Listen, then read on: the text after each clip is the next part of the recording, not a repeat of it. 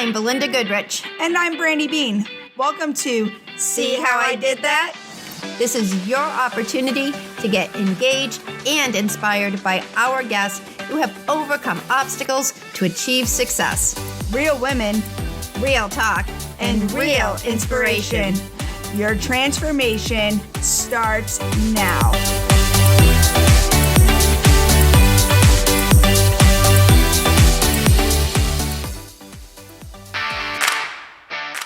I'm Belinda Goodrich. And I'm Brandy Bean.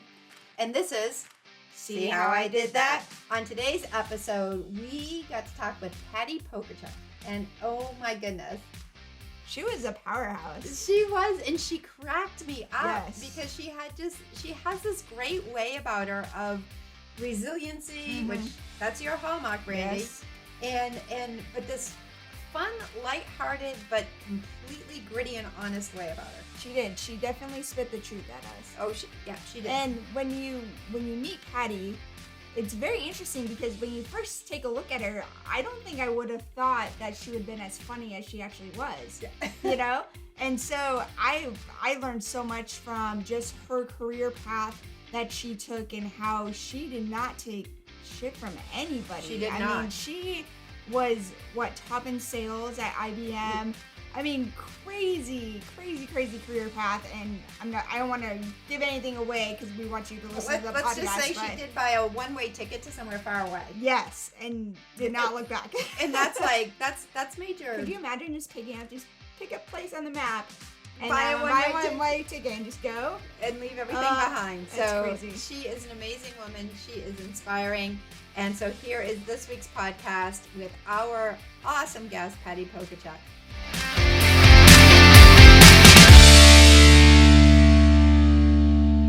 We are here with Patti Pokorchak, and this is an exciting interview. Patti, we are so grateful that you have joined us today, and we really appreciate it. Yes. And I'd like to start off, let's tell our listeners a little bit about your story because it is fascinating. It is a little unusual. I would just say in air quotes, I had an interesting life because first of all, I'm the only Patti Pokorchak in the world. I am a first generation Canadian, German Ukrainian. So I was kind of that immigrant work ethic, which has driven me. And yeah, I started out my career as a female tech pioneer back in the 70s, literally played with a computer. I was going to be an accountant. I went to college to be an accountant, and I played with computers and went, okay, that's the future. And that's changed my life. But I was a geek. I was the shyest geek. But when IBM hired me for the second time, after I finally went to university and got 2 degrees, the juvie that said, no, I'm never getting to the university. Well, never say never. Right. So I went and got a degree in marketing, and they taught me how to sell, or forced me to learn how to sell, because I was definitely not a natural.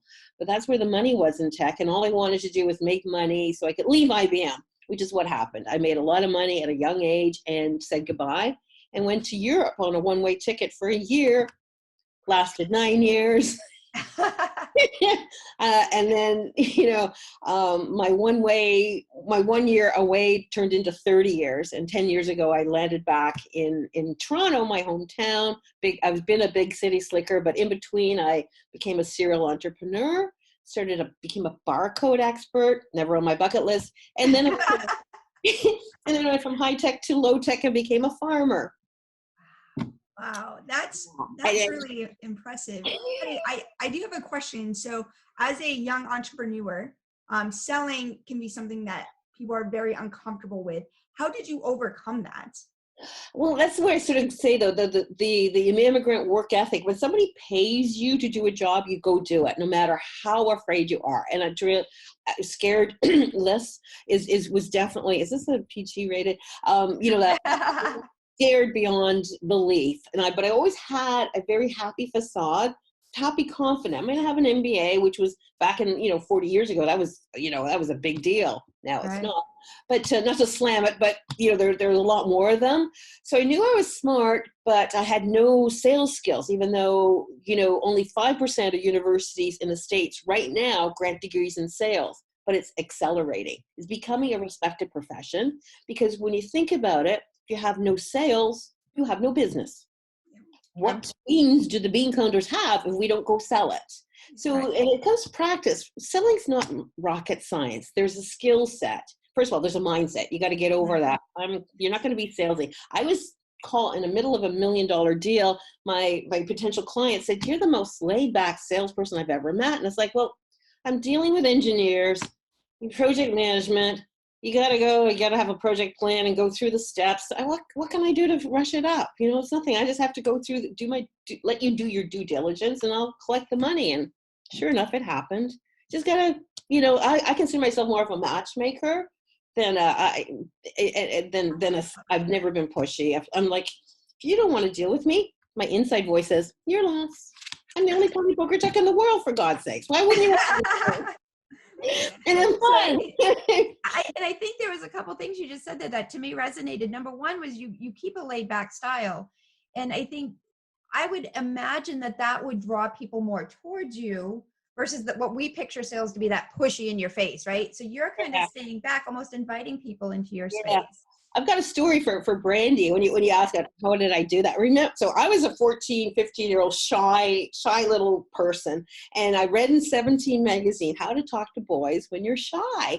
And it said smile and ask questions. And believe it or not, that's an excellent advice for an introverted sales professional. So I was curious. You know, my secret sauce is to be curious and caring. Like, how hard is that?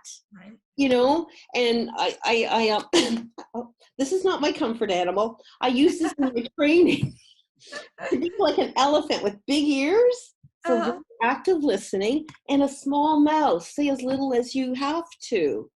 You know, that's the secret to sales, is ask better questions up front. Really care about the answers. And unlike some gender that likes to show off everything they know, because I didn't like to talk, I would just say, so if I understand you correctly, you have this problem. I got the solution. Is there a match? Do you want my stuff? You know, and that was it. I would shut up. Because I love that. Yeah. You know, and I love the idea of curiosity. We talk a lot about curiosity, and I think curiosity is way more important than intellect. I think when you're curious about your world, your environment, the people you're working with, people want people to know them, you know? And so I think when you're curious and you ask those questions, it opens a lot of really good dialogue. Well, even how you started this interview is tell me about yourself. I can talk about myself forever. It's an easy way to start a conversation. Mm-hmm. And it's like, no, tell me about you, Belinda and Brandy. How did you get to work together as mom and daughter? You know, I'm really curious about that. And that's where you start that relationship of like, I don't want to talk all about me. I know me. I want to know about you too. I didn't know you were mother and daughter. It was just like, see the surprises in the podcast, right? Yeah. Yeah. Go ahead. Okay, so I'm gonna take a little turn here, if we can. So I know you worked at IBM, correct? Mm-hmm. And one of the challenges that you faced that we read in your book was that you were one of very few women. Mm-hmm. in a very male-dominated field, which I think some listeners will find themselves still in today. How did that impact your life? First of all, I grew up as a tomboy and very close to my brother. I skipped a grade, so we were literally in the same class in grade 7. So anything he could do, I thought I could do, except I cannot pee standing up. Okay, that did not work. I tried, but it did not work. So I knew when I was studying business and especially computer business computing, it was like I was 10 or 15% of the class. So there was very few. I was one of the first females. I was still a teenager when I was hired at IBM, my first job with a 3-year diploma. I looked about 12. Yes, I mean, and I was lugging, and I was a computer operator, so I was lugging boxes of paper that were half my body weight. But I was like determined I was going to do it. I never ever saw a glass ceiling. I just never saw it.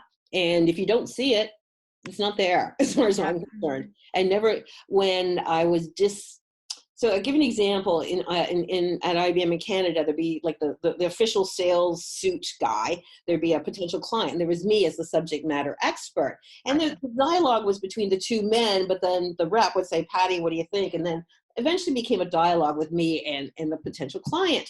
So that was okay. That was just, a little grit. And, as long as we got the sale, who really cared? What happened in Germany, though, was much more blatant, where literally they would go, you sure there's not a man I could talk to?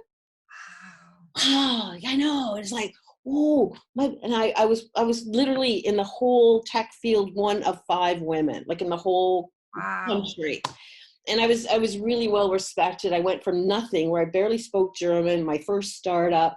I was headhunted for my second and third company. I quadrupled my salary by 3 years, and my German was flawless.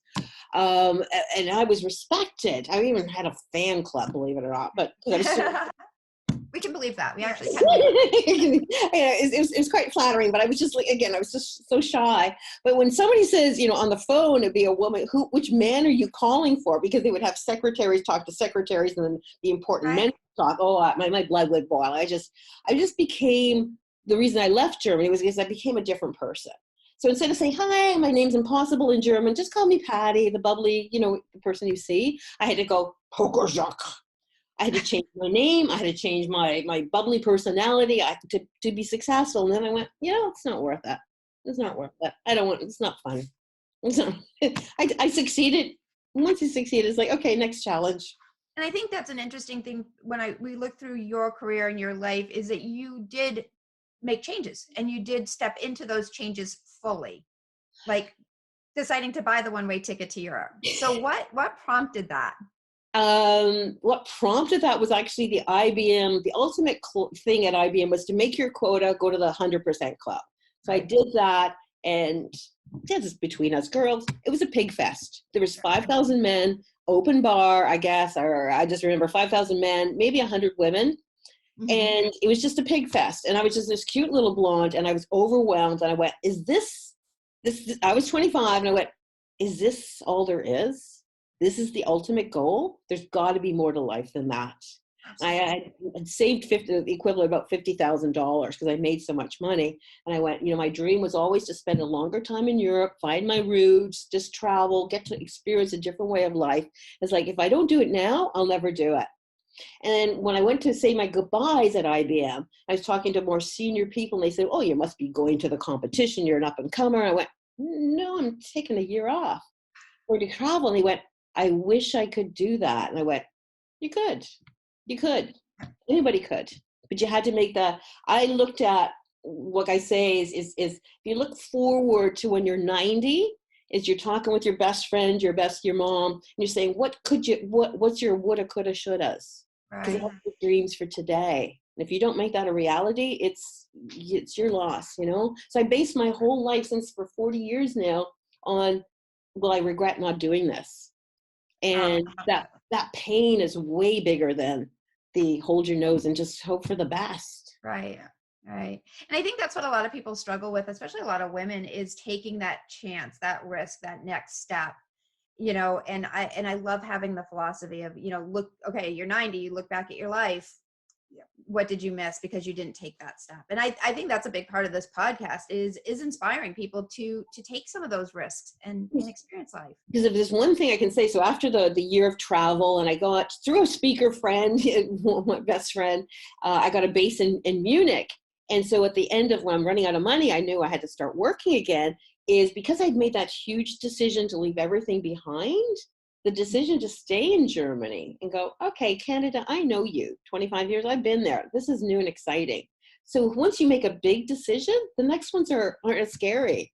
And it's just like, I had I really barely spoke German. I had to find a job and an apartment in 3 weeks, because then I had a skiing holiday with my friend.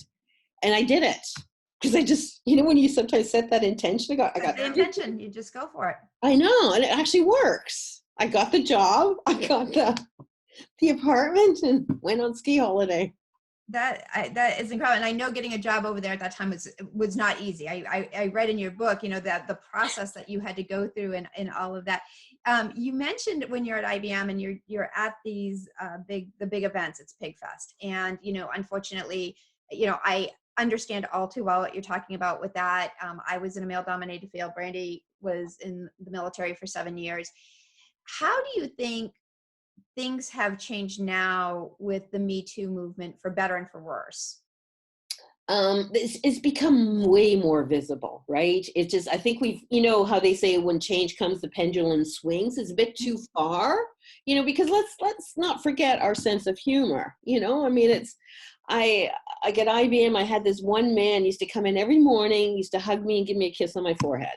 And I had to get used to that because that's who he was. He was an Italian guy and he just thought I was cute. And that's how and there's nothing wrong with that. Like, it's just, there was nothing, and let's not forget it's nice to be appreciated, and hey, you look good today, I mean, handsy, don't get too handsy, Right. There's got to be limits. And I guess I just been lucky in not, there's only one, I can think of one episode besides the when I needed the bodyguard at the conference in Disneyland, one episode with a client where he got very handsy and just, I would be very different now. I guess it's just like, hey, that's unacceptable. Right. Because it's there's way more women. It's just become more of an equal society. My personal crusade is there should be more women in sales because we do so well. We do so well. Yeah. Because I think sales is a relationship thing, and I think we are good at developing relationships. Oh, totally. Way better than men, actually. And sitting back and listening, I know. And the funny thing is I rarely ever schmooze. I don't take clients out for lunch. I don't do that schmoozy thing because the way I call it is that, you guys are BFFs, right? Best friends forever. I call, we have a BBF relationship, the best business friend, because, we live far away and we're not going to see each other except, maybe at a conference. It's like, you're my best business friend. So I want to get to know you on a business and personal level. But, I have my best friends. I don't need, I mean, sure. That kind of relationship was, I know your birthdays, I know what dogs you have or kids. We will get back to our interview shortly after this word from our sponsor, Goodrich Publishing. At Goodrich Publishing, we believe everyone has a story that needs to be told. Have you considered writing your book? We're here to help you get that book in your hands in the most economic way possible. Find us on the web at goodrichpublishing.com.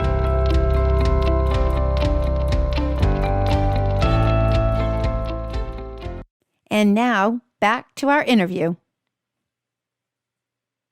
I think something too, when it comes to that relationship, is nowadays with technology and the internet, we're so quick to do those reviews and stuff. So if you're in that sales position, having that relationship of, hey, I could read a bad review on you, but I know it's not true because I have built that relationship and that trust. And I think trust is the key thing right now of, I'm going to go to this business because I trust them, regardless if they're the best product or not. I trust them. And it sounds like that's exactly what you did with, the relationships that you built, is you built that trust. Yeah. People buy from people they know, like, and trust. And, likability is not to be underestimated. If you're going to do business with somebody, wouldn't you rather laugh? I've been known for my wacky ideas that work. This was a $5,000 Beanie Baby because it came with a boring barcode system. But, you actually I love that. I throw pigs into my presentations. I have little squeaky pigs I hand out, anything that just changes things up a little bit, right? Oh, I know. I actually have it on my business cards. Have fun and make money. And the more fun you have, the more money you make. And in my opinion, if you're not having fun, who cares about the money? Because it's not. I agree. I agree 100%. 100%. Tell us a little bit, I think we struggle a lot as women. We look at our relationships around us. And we talked a little bit before, the relationship with your mother. Can you share a little bit with that and how that has strengthened you and has challenged you? Yeah, I think, when you never get approval from your parents, you're always striving. You want to, get their approval. You want to get their love. And so that's driven me. That drove me until I was in my 40s, until I had my first session of therapy, because I was driven. I did things way, like I said, 19, hired at IBM, first female. I wasn't a woman. I was 19 years old because I got caught out in my interview lying. They said I was 20. So I tried to be older. So that's why I remember it really well. I didn't realize until fairly recently, I'm now 65, And it was in my early 60s, I realized that I actually suffered from what they call CPTSD, which is, they say it's complex. I call it chronic. So from pre-birth, she abused me. She was very verbally, emotionally abusive to me through my whole life. I've gone 3 times, no contact, and now is the last time. Because she's just abusive, but when you're grown up to think that's mother's love, then you tend to marry it, which I did, Yeah. So a domineering emotional bully. So I went through that, but so once I realized how much trauma was inside of me to heal, then I found the right support. So part of my, I have a lot of nicknames, but Persistent Patti is one of them, is that never give up, right? So I knew I was broken 20 years ago. I sought help. I always say therapy works. I have fingernails, because once I realized how anxious I was and I started doing things to get rid of the anxiety, I got fingernails. 42, I stopped biting my nails. Therapy works, because it's get rid of the cause of the symptoms. Right. So I kept trying. So it's been a 20-odd year journey to realize I had panic attacks and didn't know it, because I was so, I guess, strong and driven, because it's always wanting mom's approval. Right. I until I learned I need my own approval. That's what really counts. The turning phrase for me was, what anybody else thinks of me is none of my business. What I think of myself. And so that's where I started developing that, got some trauma in the body, group work, and I could say I'm healed. I don't have panic attacks. I don't wake up terrified, which is, people never saw that, and that's been a really good facade. But my phrase now is, when my insides match my smiley outsides, that's true happiness. I love that. I'm really glad that you brought up about the therapy, because I think nowadays there's such a stigma against depression, mental health, and you have the small group that's really, trying to support it and say, hey, like, this is actually a serious thing that we are battling, and I don't know where the overlaps was of, this is not okay. You can't just go to therapy, and that's not an excuse for the way that you're acting. And I don't know where that, that shifted. And I think we're now in a new time where, hey, we need to bring awareness to mental health.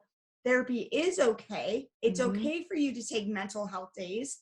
And I think hearing that you had such success with it allows our listeners to say, you know what? Yes, I'm going to take a stand and be for myself. I'm going to go and take care of my mental health. So I want to commend you on that. Oh, thank you. But it's that's part of the persistence. Like Yoda, there's do or do not. There's no try. And I realized I once thought I was broken and would never be fixed. But then I realized that it was just, they talk about the layers of the onion. You just keep going and going, and before you know it, like in mine, it was because it was pre-birth. Literally, I've had that much therapy. It's like pre-birth. You didn't want me. I was an accident. She talked, and they say now the fetus knows when you don't not want it. It knows. Right. So one thing I always say is that if you had a broken leg, you go to a doctor, right? Get it fixed. I had a broken mind. So I went to a doctor, got it fixed. I mean, yeah. And even my sister said, I said, oh, I finally figured out this, the PTSD. She goes, oh, finally. I went, I really called her on it. I said, you don't know, because she was the baby of the family. She didn't get the same treatment, and you don't know what the trauma was hidden, right? It was public, but it was also really hidden. Right. It was only when my mother and I were together. So nobody saw it, and she was undiagnosed bipolar. But besides that, she's on medication. She shouldn't be that mean anymore. And she still is. So there's no excuse. Yeah, I know. Yeah. And I think nowadays we have social media that people hide behind. So on my social media, I look so happy and my life is wonderful, but behind the screen, it's not. So I think, kind of when you said, when my insides match my outside, I think now we can say when our social media actually matches what our true life is, that's happiness. And I will say there's probably several people that are going to be listening that don't have that sheer happiness. So hopefully, hearing your story of what you can do to change that will help them and seek the appropriate help. And you're wise beyond your years too, Brandy. It's amazing. Yeah, you saw, you made the connection, the 21st century connection between, what's on social media and this perfect life when you're just in pieces. I was 10 years ago, I was the Humpty Dumpty in a million pieces, and I literally put myself together to live a life where today I live in paradise. Like I wake up literally going, I have a lake view as we speak. I live on a lake. I live in a big city still, and I love my life. I'm not a fear. And I think to go from so much fear, walking on eggshells, to where I can be as messy, as clean, as whatever I want. It's a huge amount of, and I've got some great clients too. So I, financially is in a really good space, which is great. And I think your mental, I think your mental state can also help with your business and your sales, because if you are just hiding behind that facade of I'm happy but I'm not really happy, it's going and trying to sell something, even if you're being casual, I would assume that there's still going to be an impact there. People know, people suspect, they just know, they know. I've taken 2011, I ended up taking about 6 months off where I just did volunteer work and pretended to be busy, but I really was healing a lot. Yeah. And I think that's important, that recognition of yourself of, okay, I need a break. I need to take the time off, and I need to heal. And I think self-care is so pivotal. One thing you mentioned is, you set boundaries where you're not in a relationship with your mother at this point. And I think that's something people struggle with a lot of times, is when can I set that boundary, and how do I feel comfortable saying, you know what, you are impacting my life in a negative manner. I'm not going to allow that to happen anymore. And that ability to set boundaries like that is so empowering. Yeah, because it's society puts mothers on a pedestal. Getting a Mother's Day card for her used to take me hours of because I never had that relationship with her, and never that close. So she stabbed me in my back, for a long time. And there's actually a book called Mean Mothers. And when you realize that, there's support groups out there, there's books, you're not the only one to be that way. That's what I'm going to get you for Christmas. Yeah, my mom, I could tell you stories about I can imagine. She looks evil. She's hiding the horns. Yeah, I can tell. Yeah, I think the other key thing that you said too that I want to elaborate on or acknowledge is, you said, your sister had a different perspective or view. And I think that's the other thing we need to understand. I'm one of 3 children. She's one of 3 children. And we all experience things differently. My relationship with my parents, and I had mother, father, stepmother, stepfather. So I had 4 parents. My relationship with each of them individually was very different than my sister and my brothers. Yeah. And where I had trauma, they might not have, and vice versa. And I think we do get into this society of comparison where we're like, well, my sister's okay, so I should be okay.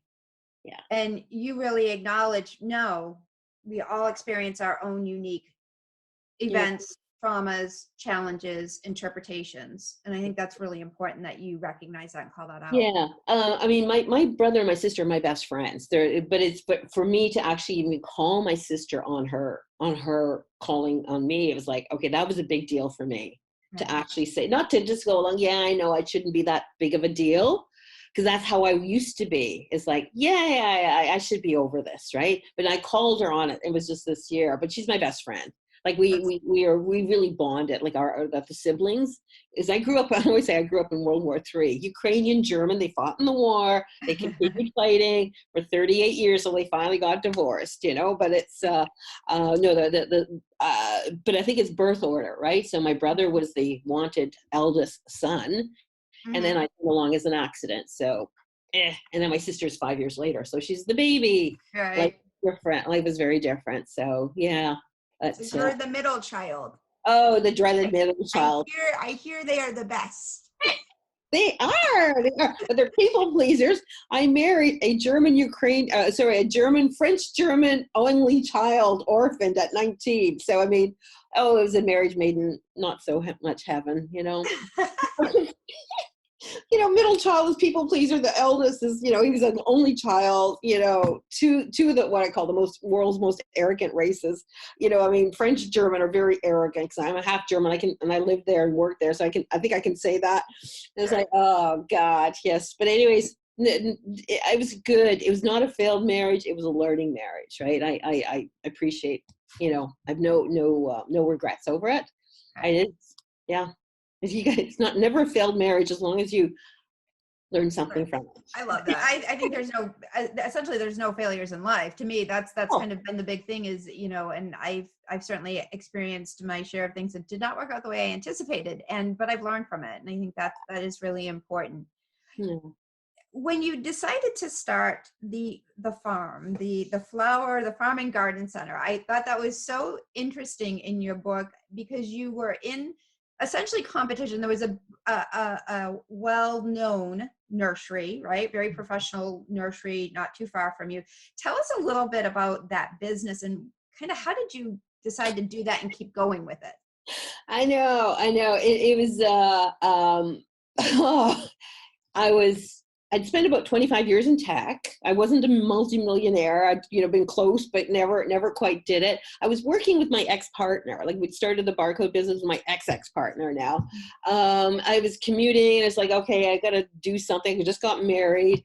I live my life for experiences. And it was like, okay, tech, I know, city, I'm in the country now. I have a green thumb. What could I do? I was really just obsessed with flowers. And I was a novice gardener. Like I belonged to a horticulture society, garden club. I didn't know any Latin. I vowed never to learn any plant Latin. Never say never. And I thought, well, I got 100 acres to play with. Why not open a garden center? How hard can it be? What was I not thinking? I just started and I love learning, right? And I love the challenges. And it's just like, because the barcode company, software company, there was about 6 of us started that, co-founders and grew it for 10 years. It's still in operation. But the garden center was all mine. So I'd scaled a business, 20 employees, over $1 million. And I thought, well, this is all mine. I literally started with a green slate, opened up some sod, threw in some seeds, and up popped a business, and then a lot of sweat equity. So for 2 years, all I did was read garden magazines, garden books, and ask questions. Again, asking, being curious. And the funny thing is, when you open a garden center, they think you know about flowers, so they ask you to speak. So I became a speaker. And I was, previously I used to be totally, didn't want to speak. And funny, I overcame my fear of speaking by talking on something I knew nothing about, but eventually I did. I know. And once you started getting asked back and you had fans and groupies, and I go, I kind of like this attention. And then I realized speaking is a business. So there are so many lessons in what you just shared that for people that are looking to start their own business that I want to pull out because you nailed quite a few of them. Number one was you said, I started reading garden magazines. I started reading garden books. I think when you are going into any type of business, whatever you decide your passion, your niche, your forte is, learn, be a learner, get into it. So I thought that was really powerful. I also, to me, the vision of you have this 300-foot driveway and the first year, it doesn't look like a garden center and people are pulling back out. That is such a good illustration of what happens when we start a business, right? Is that first year, the first few months, it may not look like much. I think patience and persistence is key. Picture that you're planting the seeds. It's going to take a little while for that garden to grow. And I love that visual for people who may be getting a little overwhelmed or a little frustrated with trying to grow their businesses. Put the work in, but also be patient on it.